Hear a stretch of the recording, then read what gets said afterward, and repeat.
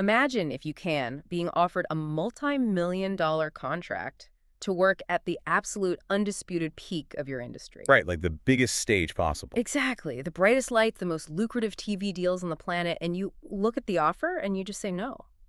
Which is crazy to even think about. Totally crazy. And then a decade later, they come back. Right. They ask you again. And you say no again. Yeah, you just turn them away a second time. Right. But here is the wild part. Decades after that, when that same industry builds a museum to honor its absolute greatest practitioners, they are effectively forced to build an entire wing just for you. Yeah, simply because your output outside of their little ecosystem was just too massive to ignore. Exactly. And that paradox, that incredible story, is why we are here today. Welcome to today's deep dive. We are looking at the life, the staggering legacy, and the sudden passing of Brazilian basketball icon Oscar Schmidt. Universally known as the Holy Hand, right? Or Monsanto. Yes, Monsanto. Yeah. He passed away today, Friday, April 17th, 2026, at the age of 68. It's a huge loss. It really is. So for you listening, we've compiled a massive stack of breaking news reports, obituaries, and official tributes today. We're looking at sources from top Brazilian outlets like G1, O Tempo, Metrópolis, SBT Sports, and the official releases from the Brazilian Olympic Committee, the COB. And our goal today isn't to just, read a eulogy. No, definitely not. No. We want to unpack the mechanics of a man who scored nearly 50,000 points. We want to analyze the intense geopolitics of his career choices and really examine a grueling 15-year medical battle that honestly completely redefined his relationship with the public. Yeah, it's such a complex legacy. And the reports coming out of Brazil today, they really paint a picture of sudden finality. Yeah, they do. According to the municipality and local reporting from G1, Oscar suffered a sudden cardiopulmonary arrest, a PCR. This happened at his home in Santana de Parnaíba, which is in the Alphaville region of Greater São Paulo. Right, and the response was immediate, wasn't it? It was. Rescue services were dispatched right away. He was rushed to the hospital, E Maternidade Municipal Santa Ana, the HMSA. Right. But the official confirmation states that, tragically, he arrived without life. Man, it is just a jarring stop to a life that was defined by perpetual motion. That's a good way to put it. And when you look at the immediate fallout today, the family released an official note. But it was his son, Felipe, who posted a tribute on Instagram that I really want to look at. Oh, yeah, that post was heartbreaking. It was. Felipe wrote, "Today is not being an easy day. When people said that the pain of losing a father or mother is inexplicable, they were right. A void is created inside you, you lose your ground, and it feels like a piece of you has been torn away." This is so raw. Really raw. But what caught my attention, isn't just the grief. It's the pivot Felipe makes in the second half of the post. Right, where he shifts the focus. Exactly. Yeah. He asks the public to please respect the family's privacy to mourn, but simultaneously he asks everyone to celebrate the life my father had inside and outside the courts. He calls his dad a hero, asks him to say hi to Nona, and declares that Oscar is now in the, quote, Hall of Fame of life.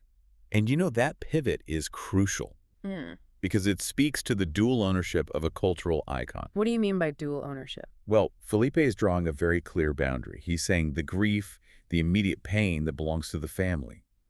But he's acknowledging that the joy of Oscar's life, the inspiration that belongs to the public. Oh, wow. Yeah, that makes a lot of sense. It's actually a really sophisticated way of managing mass mourning. He is essentially giving millions of Brazilians permission to bypass the somber, quiet mourning period and go straight to the celebration of his father's audacity. It makes me think of how we process the end of a monumental career versus the end of a life. Like when an athlete retires, we immediately roll the highlight tape. Oh, totally. We want to see the impossible shots, the buzzer beaters. Exactly. And it feels like Felipe is asking the culture to apply that exact same framework to his father's entire existence, both the basketball years and the decades that followed. Yeah, and if we're going to roll that highlight reel, we have to start with how incredibly unlikely his ascent was in the first place. Oh, for sure. Tell us about that. So if we look at the origin story detailed in the SBT Sports coverage, Oscar Daniel Bezerra Schmidt is born on February 16, 1958, in Natal, Rio Grande do Norte. Okay, so 1958 in Brazil. Right. And the default setting for a Brazilian child of that era, really any era, is football. Oh, absolutely. The entire national infrastructure, the cultural gravity, the economic incentives, literally everything is designed to produce footballers. But biology kind of forced a pivot for him, right? Exactly. He just kept growing. He eventually hit 6'8", which, pushes you off the pitch pretty fast and onto the hardwood. Yeah, being a 6'8" forward in soccer isn't exactly the standard build. Definitely not. So he starts playing basketball in Brasilia at Colegio Salesiano under Coach Cezanne. Then he moved to Club Unidade Vizinhansa under Lorindo Mira. And he rises fast. Very fast. By age 16, so this is 1974, he moves to São Paulo to join the U team of Palmeiras. That springboards him to the national team. And his first major global achievement happens soon after, right? Yeah, by 1979, he wins the World Club Championship with Serio under coach Claudio Mortari. Okay, but here is where I want to challenge the mythology a bit. Sure, go ahead. The nickname, Monsanta, the Holy Hand. Yeah, the famous nickname. To me, reading these sources, it heavily implies a divine gift, like it was just this natural, flowing talent. But if you look at the mechanics of his career and the COB's tribute to his, quote, tireless dedication, that nickname almost feels like a disservice to him. Oh, I see what you're saying. Right, because it wasn't divine intervention. It was an obsessive, almost psychotic volume of repetition, wasn't it? I think you're spot on. I would argue the nickname is more of an aesthetic description rather than a literal one. Aesthetic how? Well, to the fan in the stands, the release of his shot was so smooth, the arc was so perfect, and the result was so inevitable that it just looked holy. Right, it looked like magic. Exactly. Yeah. But you were completely right about the mechanism behind it. The infrastructure for basketball in 1970s Brazil was Spartan at best. Yeah, they didn't have what we have now. Not at all. You No. didn't have the sophisticated analytics or the biomechanical labs that shape modern shooters. Oscar built his shot through sheer brute force repetition. Just put in the reps. Tons of them. We're talking about staying in drafty, empty gymnasiums for hours after practice ended, shooting thousands and thousands of repetitions until the muscle memory was so deeply ingrained that his release point remained identical no matter what. Whether it was the first minute of a game or the utter exhaustion of the 40th minute. Exactly. Yeah. Which is the absolute core requirement for volume scoring. Because it's not just about being able to make a shot in an empty gym. It's about making a shot when your legs are completely gone and you have a defender draped all over you. Precisely that. And he engineered a shooting mechanic that minimized lower body dependence. Really? How so? Well, his incredibly high release point, remember he's 6'8", meant his shot was virtually unblockable by the international guards and forwards of that specific era. Ah, okay. So he didn't need a massive vertical leap to get his shot off. He didn't need his legs to do all the work. He just needed a tiny fraction of a second of daylight. And he'd just elevate and shoot over them. Right. That efficiency of movement is what allowed him to play at a world-class level well into his 40s. The quote-unquote miracle was really just ruthless biomechanical efficiency forged through isolation and sweat. And that ruthless efficiency, it couldn't be contained domestically for long. Which brings us to probably the most defining geopolitical crossroad of his entire career. The ultimatum. Yes, the ultimate ultimatum. So in the early 1980s, Oscar goes to Europe. He spends 11 seasons in Italy playing for Juve Caserta and Pavia, and the NBA starts paying attention. Oh, they definitely noticed. In 1984, he gets drafted by the NBA's New Jersey Nets. But there is a massive catch. The FIBA rules. Right. At the time, strict FIBA rules banned any NBA player from participating in national team competitions. It was the amateurism rule. If he plays even 1 minute in the NBA, he is permanently banned from wearing the green and yellow for Brazil. Which was unacceptable to him. Unacceptable. He flat out turns the NBA down. Now, the common narrative here, the romantic version, is pure patriotism, right? He sacrificed millions out of sheer love for the Brazilian flag. That's the story everyone knows. But let's analyze the leverage here for a second. Was it purely selfless loyalty, or was it also a highly calculated decision about power and brand control?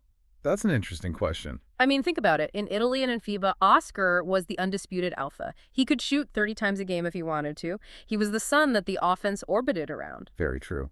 If he goes to the NBA in 1984, he has to integrate into systems that are already dominated by established American stars. He probably becomes a role player. So wasn't staying out of the NBA also about protecting his absolute dominance? That is a highly pragmatic reading, but I think there is absolutely truth to it. The romantic version is the patriot wrapping himself in the flag, sure. Right. But the architectural reality of his career is that he understood the value of leverage better than anyone. The Italian league in the 1980s was fiercely competitive. It was highly tactical and exceptionally well-funded. It wasn't like he was playing in obscurity. Not at all. It wasn't a severe financial sacrifice to play there. And by staying in Europe, he retained complete control over his playing style. He didn't have to compromise. Exactly. He didn't have to alter his defensive liabilities or reduce his shot volume just to appease some NBA coach. He maximized his personal output, which in turn maximized his global icon status. Yeah, that makes sense. He essentially chose to be a king in a massive parallel ecosystem rather than just a senator in the American one. Wow. It's almost like the Cold War space race, you know? How do you mean? Well, the NBA was like NASA, and Oscar was this rogue Soviet satellite that they just couldn't shoot down or absorb. He existed in a completely separate orbit, generating his own gravity. I love that analogy. And the collision of those two ecosystems finally happened in 1987, the Pan American Games in Indianapolis. Yes, this is the moment the leverage truly paid off. Yeah. Because he maintained his amateur status under those FIBA rules, he was fully eligible to lead Brazil into Indianapolis. Right into the lion's den. Exactly. The United States team was composed of elite college talent. We are talking future NBA cornerstones like David Robinson and Danny Manning. Absolute legends. Right. So the expectation was a routine American coronation on their home soil. But the tactical landscape of basketball has shifted, hadn't it? And the Americans just hadn't realized it yet. They were totally blind to it. The international game, spearheaded by players exactly like Oscar, had fully embraced perimeter shooting and complex floor space. What happened in the game? In the gold medal game, Brazil executed this massive second-half comeback. Oscar just poured in points from everywhere. He relentlessly exploited the American defense's inability to guard the perimeter effectively. And the final score? Brazil defeated the United States 120-115. It was a complete tactical shockwave. The Americans were humiliated in their own living room. Humiliated is the right word. The psychological impact of that 1987 loss really cannot be overstated. It destroyed the American assumption that their amateur college players were sufficient to dominate the globe. It broke the illusion. Completely. And it was the primary catalyst that forced the USA basketball establishment to heavily lobby FIBA to change the amateurism rules. Wait, really? Because of that game? Largely, yes. They realized they needed their absolute best weapons, their pros, to combat players like Oscar. That lobbying effort directly resulted in the rule change that birthed the 1992 Dream Team in Barcelona. That is wild. So Oscar Schmidt, by stubbornly remaining outside the American system and then defeating it, fundamentally rewrote the rules of global basketball. That is just profound. And I think the ultimate flex is that in 1992, after the rules finally changed and professionals were allowed, he received NBA offers again. Yep. He was almost 35 years old at that point, and he said no again. He didn't need their validation. Exactly. He had already forced them to alter their entire geopolitical approach to the sport. He was perfectly content to just keep compiling statistics that look like, honestly, typographical errors. They really do. The statistical footprint he left behind is where the sheer grinding reality of his longevity becomes clear. Give us the numbers, because they are insane. We are looking at a career total of 49,737 points. 49,000. For decades, he was the undisputed highest scorer in the history of the sport. He held off the entire global population of basketball players until LeBron James finally surpassed him in 2024. And LeBron reached 49,760 points in official games to break it. But we also have to look at how Oscar accumulated those numbers, particularly his Olympic records. His Olympic resume is unmatched. He played in 5 consecutive Olympics: 1980, 1984, 1988, 1992, and 1996. He shares that longevity record with Teofilo Cruz and Andrew Gaze. But, you know, longevity is just showing up. Output is different. Very different. He is the only athlete to score over 1,000 points in Olympic history, sitting at 1,093. He was the top scorer in 3 separate games: Seoul, Barcelona, and Atlanta. But Seoul in '88 is the absolute apex. The numbers from Seoul are, frankly, difficult to process. He scored 338 total points in that tournament alone. In one tournament? Yes. He broke records for average points, most two-pointers, most three-pointers, and most free throws, and he had a 55-point game against Spain. Okay, wait, let's analyze the mechanics of a 55-point game in a FIBA tournament. Sure. Because these are 40-minute games, not the NBA is 48 minutes. The pacing is different. The defensive rules are different. How does one player find the space to drop 55 points against an elite European defense that is designed specifically to stop him? It requires a combination of limitless cardiovascular endurance and an incredibly rapid release. By 1988, every team defending Brazil ran junk defenses. What's a junk defense? Things like box and ones, or constant aggressive double teams. Defenses aimed solely at denying Oscar the ball. Basically sacrificing the rest of the floor just to stop him. Exactly. And he countered this with relentless off-ball movement. He would run through absolute webs of screens, sprinting baseline to baseline, literally exhausting his defenders before he even caught the ball. So by the time he gets the ball, they're gassed. Right. And when he did catch it, there was zero hesitation. The ball didn't dip. It went straight from the catch into the shooting pocket and released at the absolute apex of his jump. That biomechanical efficiency we talked about. Exactly. He exploited the newly introduced three-point line brilliantly, too. He recognized that the math heavily favored high-volume perimeter shooting if you had the accuracy to back it up. Which, of course, forces the defense to overextend to guard the three. Yeah. And that opens up the driving lanes, draws fouls, and gets him to the free throw line, where he was essentially automatic. It was just a self-sustaining offensive loop. And that loop was so dominant that it forced the hand of the very institution he spent his entire career rejecting. In 2013, he was inducted into the Naismith Memorial Basketball Hall of Fame. Okay, let's clarify this for the listener because the nomenclature can be tricky here. It's universally referred to as the NBA Hall of Fame, but it isn't strictly an NBA institution, is it? No, it's not. It's the Naismith Hall of Fame, named after the inventor of the game, James Naismith. Its mandate actually encompasses the global history of basketball, not just the NBA. Right, but it's physically in the U.S. and heavily leans American. Heavily. It is deeply entrenched in the American ecosystem, and it heavily prioritizes NBA achievements. Inducting a player who never played a single minute in the NBA is exceedingly rare. So why do they do it? Because Oscar's induction was a concession to reality. The Hall's International Committee recognized that you simply cannot tell the definitive history of basketball without dedicating a massive chapter to the man who scored nearly 50,000 points. And who routinely torched American and European defenses. Exactly. Yeah. It was an acknowledgement that his alternate path was just as valid and just as historic as the traditional NBA trajectory. And he kept collecting these honors right up to the end. Just 9 days before his death, on April 8, 2026, he was inducted into the Brazilian Olympic Committee Hall of Fame. Oh, wow. Just a week ago. Yeah, he couldn't attend because he was recovering from surgery, so his son Felipe accepted the honor. Felipe called it the last chapter of a career full of victories. But that mention of surgery transitions us into the really difficult reality of his post-basketball life. Yeah, his toughest battle. Because the endurance he showed playing in 5 Olympics was merely a preamble to the endurance required for his next phase. The physical toll of a 20-year professional basketball career is immense on its own. The joints, the back, the constant impact on the hardwood. Just grinding the body down? But when Oscar retired in 2003, finishing his run at Flamengo, he was met with an entirely different category of physical breakdown. In 2011, he was diagnosed with a brain tumor, and this begins a 15-year battle that fundamentally rewrote his public narrative. Completely rewrote it. A brain tumor diagnosis, depending on the grade and location, immediately alters a person's reality. The treatment protocols are notoriously brutal. He underwent multiple surgeries and 11 years of chemotherapy. 11 years. 11 years of systemic toxicity just to keep the tumor at bay. To endure 11 years of chemotherapy requires a psychological resilience that most people simply cannot fathom. The sheer cumulative fatigue, the cognitive fog, the physical diminishment. It's devastating. It is. And remember, this was a man whose entire identity was built on physical invincibility and ultimate bodily control.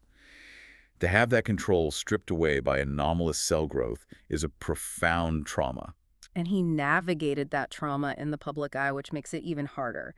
There was a moment in 2022 that the sources really highlight, which caused a massive stir in Brazil. Oh, the announcement. Right. He publicly announced that he had stopped his chemotherapy, and he used a very specific, intense phrase. He said he had lost the fear of dying and just wanted to focus on his family. The immediate public reaction was total panic. Yeah, I bet. It was interpreted as capitulation. People thought the great fighter was finally laying down his sword, just giving up. But the reality was much more nuanced than that, wasn't it? He later had to clarify that he wasn't abandoning medical advice or acting recklessly. His oncology team had actually discharged him from that specific phase of treatment because the tumor was controlled. Right.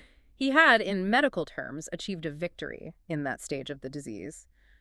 But the phrasing, lost the fear of dying, reveals so much about the psychological shift he went through. What do you mean? Well, when you live with a terminal threat for a decade, the fear of the end eventually just burns itself out. Yeah. You acclimate to living on the precipice. That is a really profound way to look at it. And that acclimation was tested from multiple angles. It wasn't just the tumor. What else happened? In 2016, right in the thick of his oncology treatments, he faced what he called the biggest scare of his life. He suffered a severe cardiac arrhythmia while on a trip to the United States. An arrhythmia isn't just a minor flutter, it's a structural failure of the heart's electrical system. Exactly. It required international hospitalizations and a complex ablation procedure. That's where they thread catheters into the heart to intentionally scar the tissue, causing the irregular signals, right? Yes, exactly. So you have a brain tumor dictating his oncology schedule and his heart physically short-circuiting at the same time. Plus, massive lifestyle changes on top of all of it. And this is where the transformation of his public persona really solidifies. During his playing days, Oscar was the holy hand. He was an archetype, a literal god of the hardwood. Untouchable. But as the public watched him lose his hair, watched him navigate the very real fear of mortality, watched his body betray him, the archetype dissolved into something deeply human. He transitioned from an untouchable sporting deity into a symbol of sheer, grinding human survival. I definitely see that. Though if you look at how people usually consume sports heroes, there's often a resentment when the hero ages and breaks down. Yeah, fans want their icons preserved in amber. They want them forever young. So why didn't the Brazilian public turn away when he became vulnerable? Because the vulnerability was met with the exact same stubborn, almost unreasonable defiance that defined his basketball career. He didn't hide. Exactly. He didn't hide at all. He weaponized his athletic stubbornness against his own biology. The family's official note today specifically praised his courage, dignity, and resilience over those 15 years. That makes total sense. The public didn't turn away because they recognized that his core trait, the refusal to yield, was still totally intact. The arena just changed. Yay. The opponent changed from the Soviet national team to a cluster of malignant cells. And culturally, loving a survivor binds a community much tighter than just loving a winner. Because we all face mortality, right? But very few of us will ever drop 55 points in an Olympic game. His struggle democratized his legacy. That's beautifully said. And that democratization of legacy extends heavily into his own family ecosystem, which is a fascinating angle covered in the Metropol's reporting today. Yeah, let's talk about the family dynamics, because the shadow a superstar casts can either provide shade or it can completely obscure everything around it. Oscar leaves behind his wife, Maria Cristina. They've been married since 1981, and his two children, Felipe and Stephanie.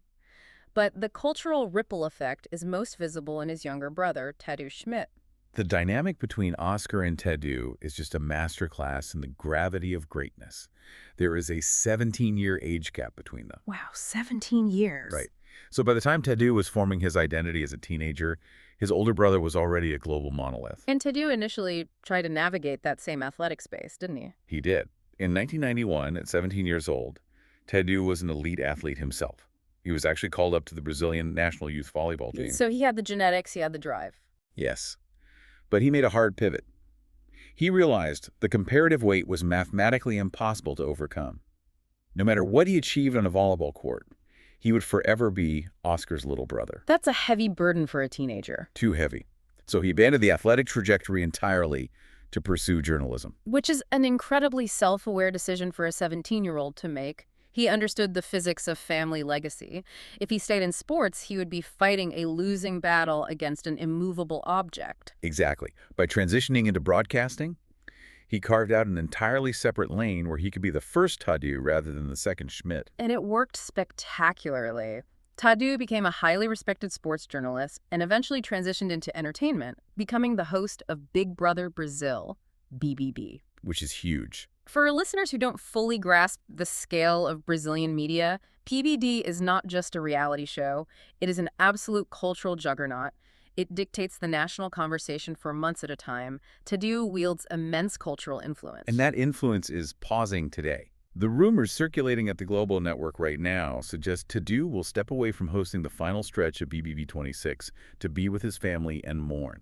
Which, in the high-stakes world of live television broadcasting during a finale run, is a massive disruption. It highlights the absolute primacy of the family unit over the broadcast machine. It closes the loop on their dynamic, really.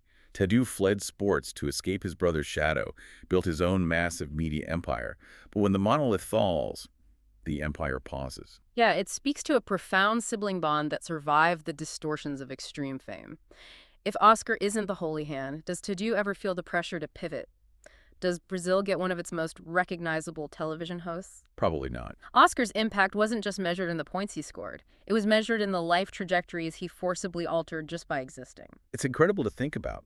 It really is. So as we look at the totality of what we've unpacked today, the relentless biomechanical perfection of his shot, the calculated geopolitical leverage of rejecting the NBA, the tactical shockwave of the 1987 Pan Am Games, and the harrowing, deeply human 15-year medical siege, what stands out is agency. Agency, yeah, I agree. Every major pivot in Oscar Schmidt's life was a conscious refusal to accept the default path.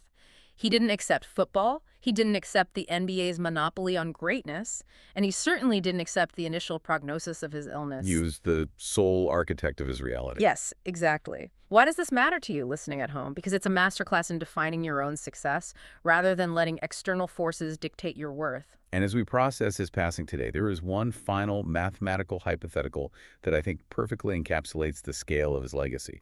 A thought experiment that basketball historians have debated for decades. Oh, I love these. Let's hear the math. Okay, so we discussed that LeBron James broke Oscar's all-time scoring record in 2024, finishing the chase for 49,737 points. Right. LeBron is an absolute physical anomaly, a machine of longevity.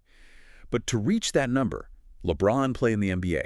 That means grueling 82-game regular seasons year after year, plus extensive multi-round playoff runs. And he played 48-minute games. Exactly. A massive volume of available minutes and possessions.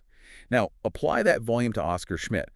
Oscar amassed his nearly 50,000 points, playing primarily in FIBA-regulated international leagues. Where the seasons are significantly shorter. Way shorter. There are far fewer games per year. Yeah. And crucially, FIBA games are only 40 minutes long. The available runway for scoring was mathematically much shorter for Oscar. So the hypothetical is, what if he had said yes in 1984? Yes. What if he had taken the contract with the New Jersey Nets?